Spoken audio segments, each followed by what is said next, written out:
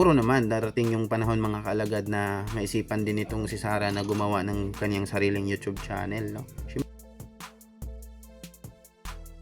Magandang araw po sa inyong lahat mga kaalagad. For this video mga kaalagad ay papanoorin ko po itong upload ni Krishna na medyo matagal na, mga ilang araw na, July 19, 2026 pa niya ito in-upload.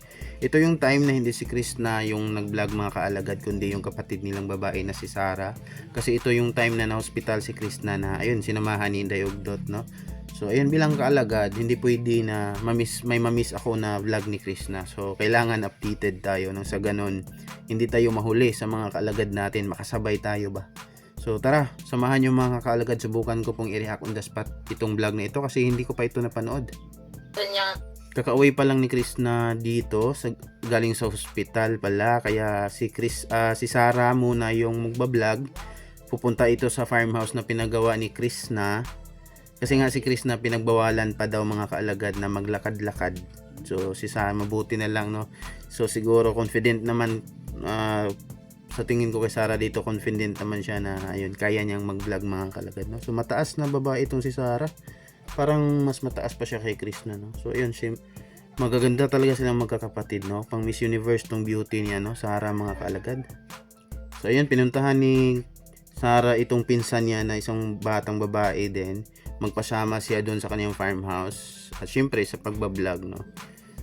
So ayun, kasing edad lang siguro ito ni Sarah itong pinsan niya daw ito, agaw.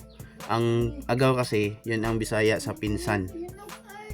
Mabuti din yung ganito na minsan subukan din ni Sarah na magbablog, no. So may potential siya, magaling siya magtagalog, fluent, at din siya sa camera ba, hindi siya mahiyain. Parang wala lang siya, normal lang, tulad lang din ni Krishna.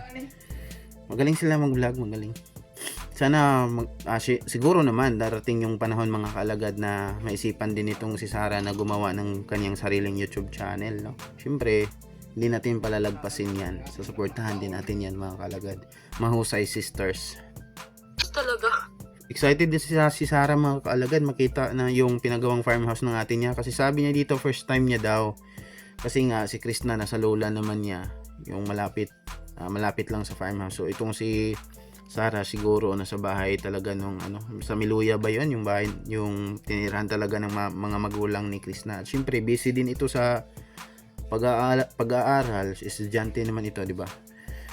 So first time pa niyang makita yung pinagawang dream farmhouse ng kanyang ate Krishna. Bahay ni ate. Ayan, nakita na dumating na si Sarah sa pinagawa na farmhouse ng ate niya. Sobrang saya niya, no. So napakalaki.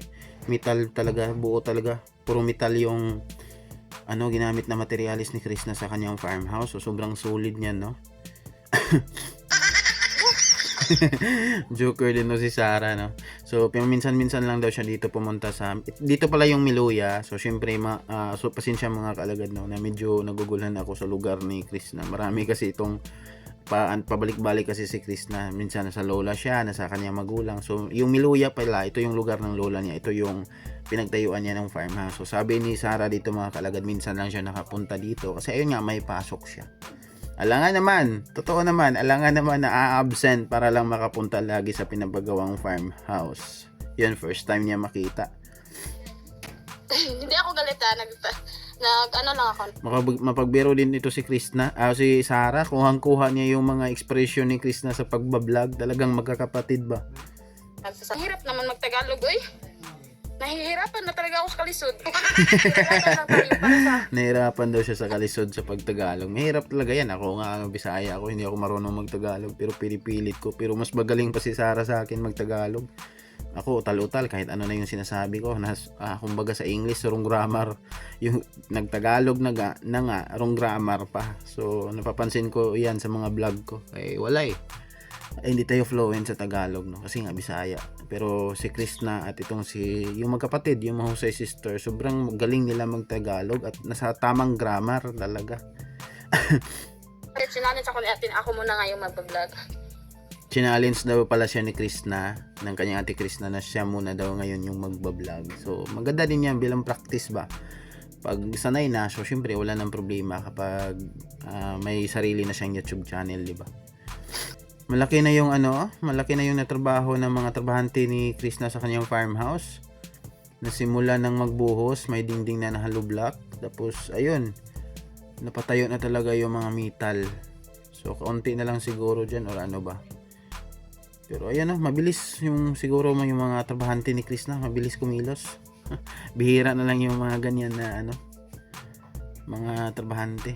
Pero marami pa naman. Pero ayun nga,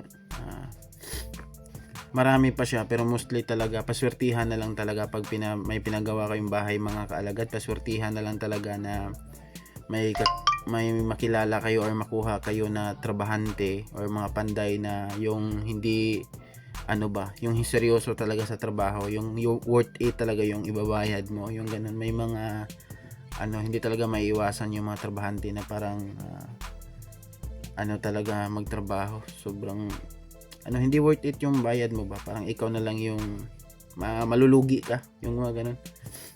Ito pang pokpok ng basher. Galit din pala to si Sarah mga kaalagad sa basher kasi may napulot siyang martilyo. Sabi niya pampukpok daw ito sa mga basher. So updated to si Sarah sa mga basher ng ate niya. So syempre magkapatid, magchika-chika din yan, di ba?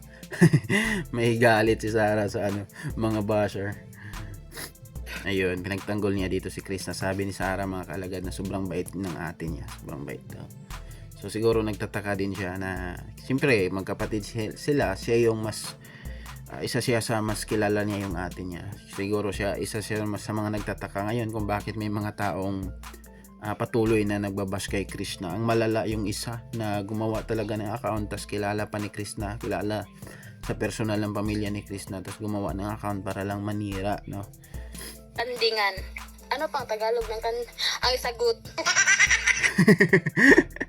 Pupunta daw sabi ni Sarah, pupunta daw sila sa Kandingan. So ano daw yung Tagalog ng Kandingan? Sagot. Pupunta sila sa sagot. Goat, kanding. Kambingan, kandingan. So ayan. Pag nagkikita nga kayo, away-away kayo tapos mamiss mo. Sabi ni Sarah dito mga kalagad na baka daw next week ay makabalik siya dito kasi mamimiss daw niya yung ate Krishna niya. Pero ayun nga, na-miss ba daw pag nakikita daw silang dalawa nag-aaway silang dalawa ni Krishna. So normal lang talaga yan sa magkakapatid, lalo na pang mga bata pa. So yung mga girian talaga na hindi naman tumatagal. Normal lang yan. Ay, okay lang naman. Pasensya mga kalagad, no, kasi sinusipon ako ngayon. Away. So ayun mga kalagad, no, tapos ko nang panoorin itong vlog ng kapatid ni Krishna. So tenor pala tayo niya sa farmhouse ng kanyang ate. So ayun, nakita ko yung update sa pinagawa ni Krishna na farmhouse, yung mga baboy niya, yung mga kambing niya mga kaalagad. So may isa na hindi pa nagawa ng lagayan, yung itim na baboy. Baboy ramo ba yun? Ayun ba? Or baboy lang talaga na maitim? Pero yung ibang baboy na mapuputi nasa lagayan ng mga kaalagad, no, at yung kambing. So magaling mag-vlog tong kapatid ni Krishna. No, mas magaling pa sa akin. Hindi naman talaga ako magaling mag-vlog. So ayun lang, nakakaano lang, no? Kasi fluent sila magtagalog at tamang grammar pa. So ayun, magbasa tayo ng comment dito ng mga kaalagad natin kung ano yung opinion nila dito. So sabi ni Ma'am, nood na ito. Nood na tayo. Ito ba inaantay ng lahat? No skip ads tayo. So syempre naman, no skip ads. Lahat ng vlog ni Krishna, yung ads talaga is hinihintay ko. Kahit minsan may mga mataas na ads, ang tagal matapos. Pero ayun, iniiwanan ko na lang yung cellphone ko, no? Magkain-kain na lang muna ako ng biskuit, no? Hintayin ko siyang matapos. Pagaling ka, Bibi Krishna, huwag pansinin mga basher, inggit lang yan sa'yo kasi daming nagmamahal sa'yo, ingat ka palagi. So totoo talaga, mas mabuti na lang yung mga basher na virtual lang, nasa malalayo lang talaga na lugar ba, hanggang nood lang kay Krishna, yung ganun. Yung isa lang yung basher niya, medyo delikado yun, yung malapit lang sa kanya, no? Kasi inggit yung nagtutulak at handa talaga siyang magawa ng masama, magawa ng mga bagong account para makapanira kay Krishna. So mahirap yun kasi kakilala lang ng pamilya nila. Sabi din ng isang kaalagad natin, wow, magaling din pala si Sarah Jean mag-vlog. Yes, totoo, magaling din talaga. Parang hindi mo maano na first time lang niya mag-vlog. Sobrang natural lang niya tingnan sa video, no? Yun, dapat magkaroon ka rin ng sarili mong channel. So ito yung sinasabi ko kanina. Pero alam mo ko, maybe ngayon, taon 2026, may YouTube channel na ito siya. Kaso lang estudyante, pero pwede naman siguro yan pagsabay na. Yun, magbablog lang siya, mag-ipon lang siya ng mga vlog kapag Sabado at Linggo para may ma-upload siya pang Lunes hanggang Biyernes. At pwede din yung daily vlog, yung mga ganap niya araw-araw sa school niya.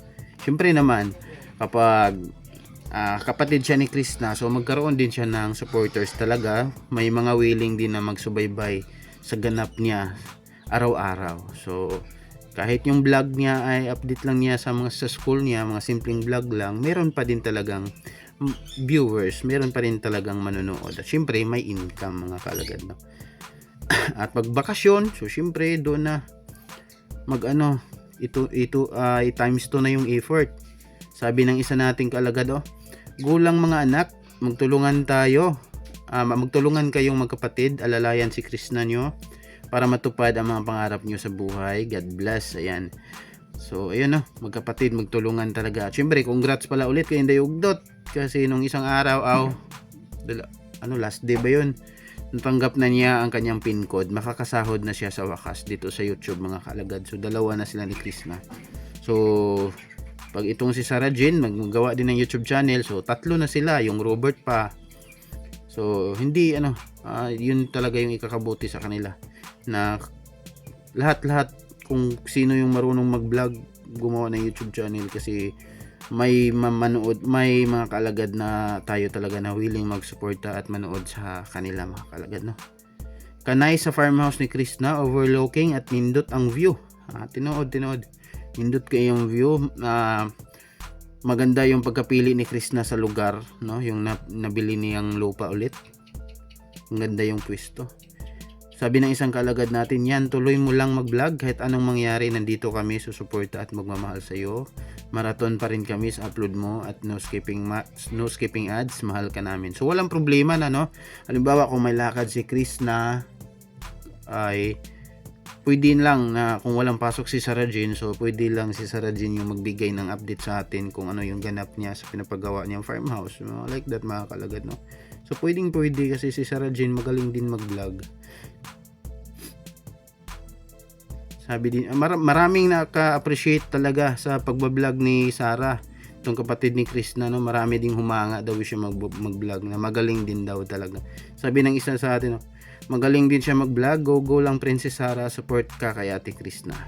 Yun, madaming humanga din kay Sarah, no? Kahit first time pa niyang mag-vlog. Wow, ang galing ni Sarah Jane mag-vlog din.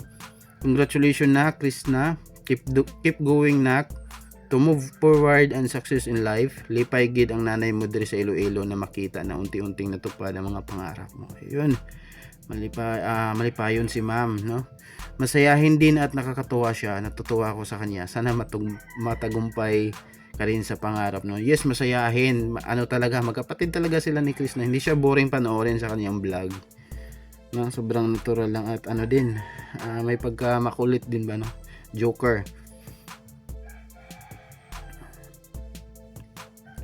Sabi ng isang kaalagad natin, kaya pala may mga nainggit sa'yo, malaki ang bahay mo at mukhang maganda pag natapos. Maganda talaga kasi purong metal yung pinagawa ni Chris ng farmhouse. Akala ko, yung unang pagkadinig ko na magpagawa siya ng farmhouse, akala ko yung mga kawayan, yung mga antique na style. Pero ayun nga, yung metal talaga, yung materialis pala yung niya. Katulad ng mga pinagawa ni Sir Paul na PB house, no? Masaya kami sa mga achievements mo, kaya ipagpe-pray namin ang tagumpay mo, babae. So hindi talaga maiwasan na may maiinggit, no? So siguro ngayon madaming totoo talaga yung evil. Naniniwala ba kayo mga kaalagad sa evil eye? So madaming naka-evil eye ngayon kay Krishna, lalo na sa mga kilala siya sa personal, no? Hindi talaga maiwasan na may inggit sa mga achievement mo. Kaya ipagpipray namin ang tagumpay mo, babae. Thank you sa sister mo, siya muna nagbablog. Magaling na din siya mag-vlog at magaling siyang mag-Tagalog. So ayun. Wow, Sarah Jane, mas gagaling ka pa pag palagi kang mag-vlog. Nakaka-proud naman. So ayun dito mga kaalagad, no? Dito sa vlog na ito ay maraming naka-appreciate kay Sarah sa kanyang pagbablog sa YouTube channel ng kanyang Ate Krishna, na magaling siyang mag-vlog talaga.